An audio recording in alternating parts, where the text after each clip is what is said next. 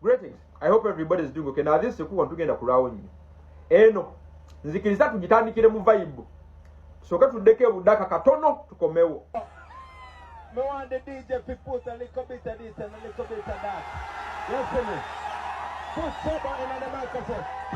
Power. Power, power. NUP. Everywhere. Tuliro dawa. Nkugambye. Eno nzikiriza tusoke tugitandikire mu vibe. Kyogenda okulaba kye kijja mu analysis yennyini.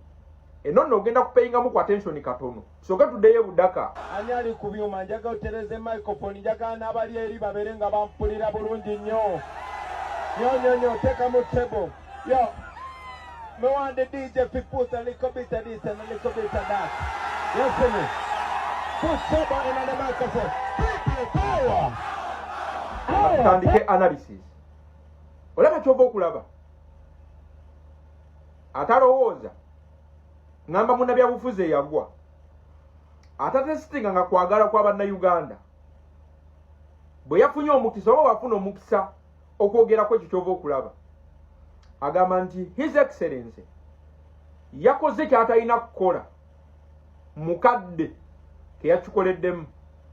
Era bo bagamba singa babadde n'omukisa okubeera maaso g'abantu ekika ekyo babadde bagenda kubabulira manifesto zaabwe, ideas, biki bagenda okukola Uganda nga bakuta obukulembeze mbu senga be babadde n'omukisa kantandikirawo wennyini. Kagurupu kano kalaba ke kamu kwa bagamba njo kyova okulaba mbu His Excellency si kye yandibadde akola mu kaseera ako. Katugaziyemu ku bwongo katono wakati nga tupampinga amagezi mu mitwe gy'abantu. Olaba ka moment akobu seconds za 20 ka connectings omwami ono n'abantu n'okusinga manifesto yonna gy'osobola okusoma ya National Unity Platform. Kanziremu kasesoni ako kalaba kokka the little bit of that session eya seconds za 20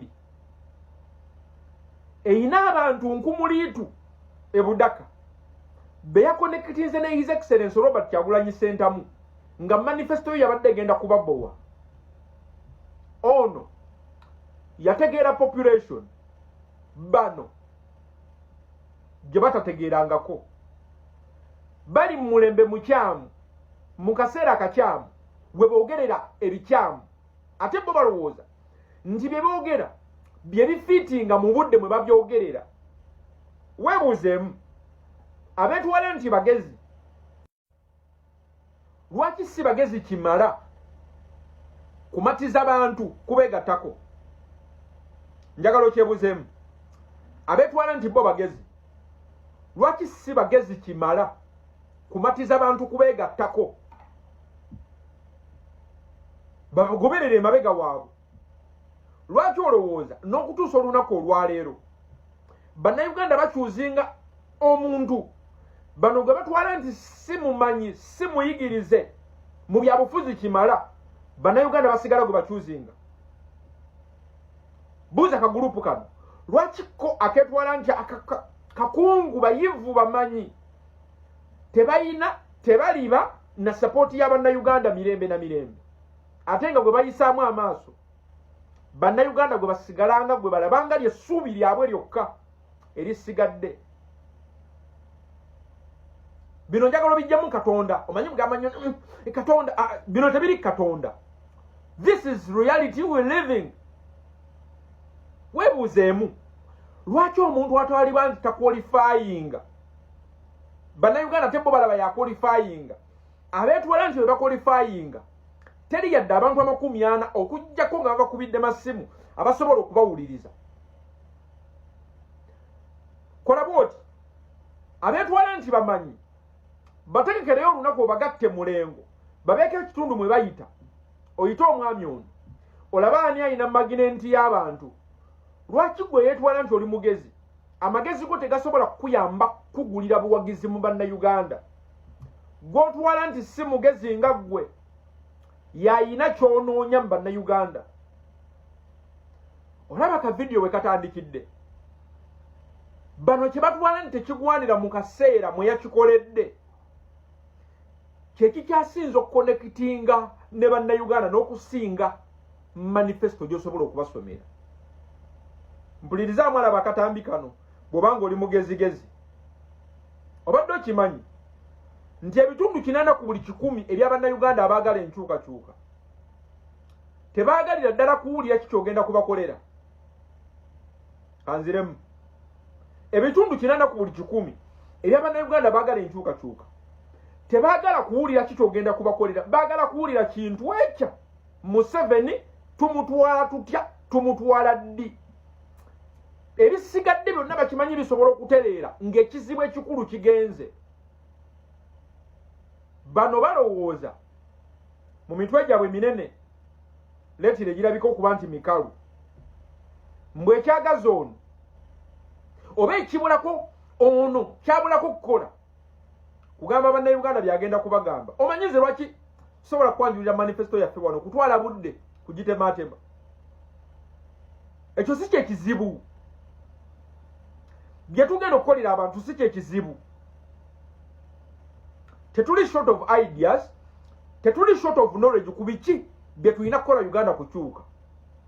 Uganda teri mu crisis y'abamanyi ku biki ebirina okukolebwa Uganda okukyuka. Uganda ifesinga ekizibu ekya nti abamanyi tewaliiwo nsi we bagenda kuteeka kumanya kwabwe kukyusa nsi yaabwe. Uganda ndwadde yagudde kabenje. Ekigitaasa etuuke ku level ey'okujjanjabwa first aid. Kanziremu ngambye Uganda yagwa kabenje. Ekigitaasa ye first aid egistopping okubulidinga esobola okusanga omusawo anagitereeza. Nga kabenje ke yagwako bakayita Museveni oyina sooka kukavumula then ogikwata ogidelivering eri omusawo agenda okugitereeza. Kagurupu kano kagamba sooka onnyonnyola abantu eddagala erigenda okuwonya omulwadde. Omulwadde muleke agira asambagala akole byayagala oba afaafe, naye sooka onnyonnyola abantu omulwadde ki ekyamutuuseeko, agenda kuwona atya, ogenda mujjanjabisa ki. Ye mentalite y'akagurupu kano. Mentalite y'omwami ono egamba ekizibu si ngeri yakujjanjaba mu mulwadde, ekizibu si ddagala ki erigenda okujjanjaba omulwadde. Ekizibu omulwadde yeetaaga sooka kusevinga bulamu bwe alyoka jjanjabwe. Kano kagurupu kalowooza nti ekizibu kya Uganda ekikulu obudde buno kunnyonnyola bannansi ddagala ligenda kujjanjaba mulwadde.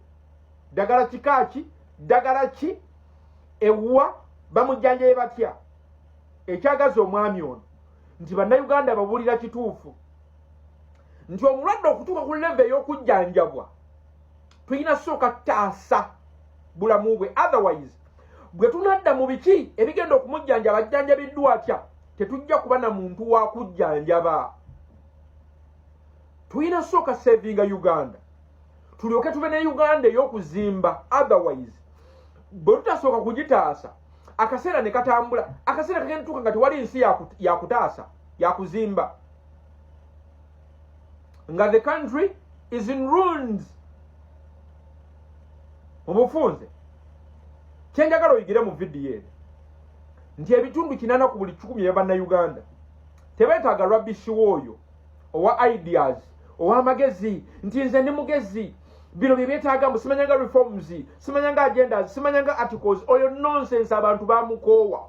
Bawulira manifesto za Bedi Bwanika emyaka gyonna. Bawulira ne 10-point program ya General Museveni teyina kyeyabagasa kyeyabayamba. Obudde buno baagala kuwulira kintu ekya Museveni tumutwala tutya, tumutwala ddi, era tugenda kumutwala ddi emisinde kuba kyekizibu ekikulu.